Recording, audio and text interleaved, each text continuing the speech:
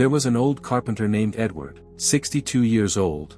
Thick hands, quiet eyes. A man who had spent 40 years building other people's homes with the same careful attention every single time, whether the client was wealthy or struggling, whether anyone was watching or not. His apprentice, a young man named Joel, asked him something one afternoon while they were finishing the frame of a house on the edge of town.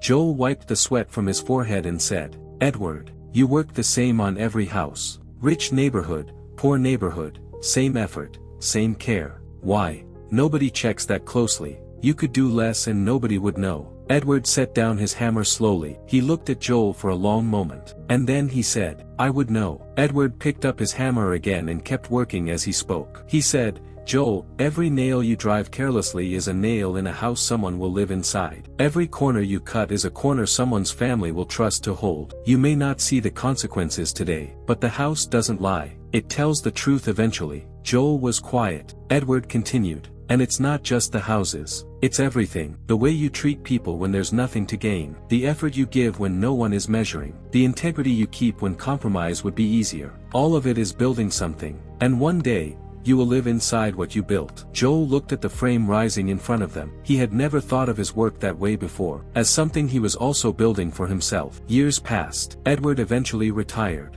And his company, grateful for 4 decades of faithful work, decided to give him a gift. They were going to build him a house, a retirement home, a thank you for everything he had given. They assigned the project to a crew and gave them the materials. What Edward didn't know, what no one told him, was that the foreman on the project was cutting corners, using cheaper materials, rushing the timeline, doing less than the job required because the client would never know the difference. When Edward walked through the finished house, his house, he saw it immediately. The uneven frames, the shortcuts in the walls, the compromised foundation hidden beneath a clean surface. He said nothing. He moved in quietly, but the house told the truth, the way houses always do. And Edward understood in a way that needed no words. What we give, we eventually receive. What we plant, we eventually harvest. Joel became a carpenter, a good one.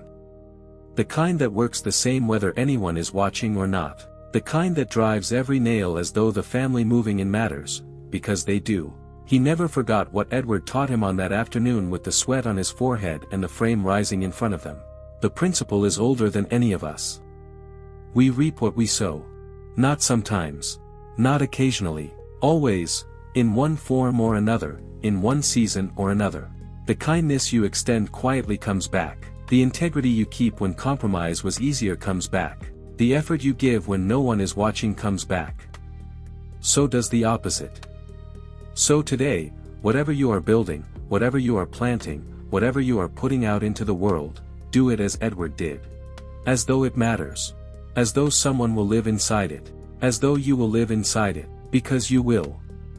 If Edward's story stayed with you, share this today. Pass it to someone who needs to be reminded that how we work and how we live always comes back to us. Where real things are spoken. Subscribe and stay close. Take care of yourself. And build something worth living inside.